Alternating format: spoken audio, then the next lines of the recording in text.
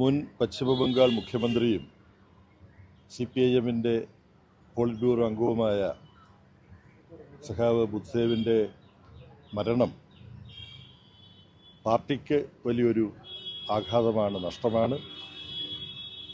ബംഗാളിലെയും ഇന്ത്യയിലെയും ഇടതുപക്ഷ പ്രസ്ഥാനത്തിലും സഖാവിൻ്റെ വേർപാട് വലിയ ഒരു നഷ്ടം തന്നെയാണ്. പാർട്ടിയുടെ വളരെ കരുത്തനായ നേതാവായിരുന്നു. യുവജന പ്രസ്ഥാനത്തിലൂടെയാണ് അദ്ദേഹം വളർന്നു വന്നത്. ഞങ്ങൾ ആദ്യം പരിചയപ്പെടുന്നത്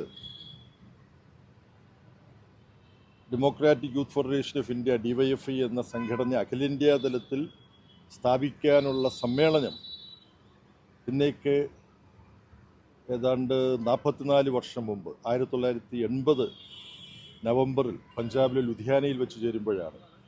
അന്ന് അദ്ദേഹം DYFIയുടെ പശ്ചിമ ബംഗാൾ സംസ്ഥാന സെക്രട്ടറി ആയിരുന്നു.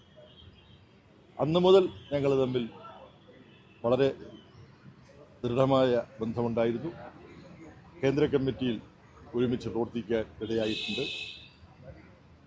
പലർക്കും അറിയുന്നത് പോലെ കമ്മ്യൂണിസ്റ്റ് പാർട്ടിയുടെ നേതാവായിരിക്കുമ്പോൾ തന്നെ കലാസാംസ്കാരിക വിഷയങ്ങളിൽ വലിയ താല്പര്യം കാണിച്ചിട്ടുള്ള വ്യക്തിയാണ് സഖാവ് ബുദ്ധദേവ് ഭട്ടാചാര്യ. വർഗീയത രാജ്യത്തുയർത്തുന്ന ഭീഷണിയെക്കുറിച്ച് അദ്ദേഹം വളരെ ശ്രദ്ധിക്കപ്പെട്ട ഒരു നാടകം രചിച്ചിട്ടുണ്ട്. അതിന് രംഗഭാഷ്യവും ഉണ്ടായിട്ടുണ്ട്.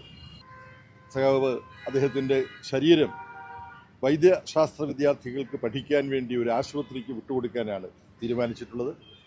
നാളെ രാവിലെ 10:30 അദ്ദേഹത്തിൻ്റെ മൃതദേഹം കൽക്കട്ടയിൽ അലിമുദ്ദീൻ സ്ട്രീറ്റിലുള്ള പാർട്ടി ആസ്ഥാനത്തേക്ക് കൊണ്ടുവരും. ഉച്ചയ്ക്ക് 1:30 വരെ മൃതശരീരം പാർട്ടി ഓഫീസിലുണ്ടാവും. 1:30 ഈ മെഡിക്കൽ കോളേജിലേക്ക് അദ്ദേഹത്തിൻ്റെ ശരീരം വിട്ടുകൊടുക്കുകയായിരിക്കും ചെയ്യുക.